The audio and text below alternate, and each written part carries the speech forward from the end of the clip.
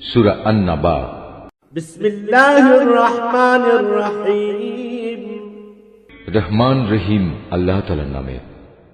আম্মা ইয়াতাসাআলুন, কোন বিষয় সম্পর্কে তারা একে অপরকে জিজ্ঞেস করছে? আনিন নাবাইল আযীম, তারা কি সেই গুরুত্বপূর্ণ মহাসংবাদের ব্যাপারে জিজ্ঞাসাবাদ করছে? আল্লাযী হুম ফীহি মুখতালিফুন, যে ব্যাপারে তারা নিজেরাও কোনো একমত পোষণ করে না। কাল্লা সায়া'লামুন, না, তা আদৌ ঠিক নয়।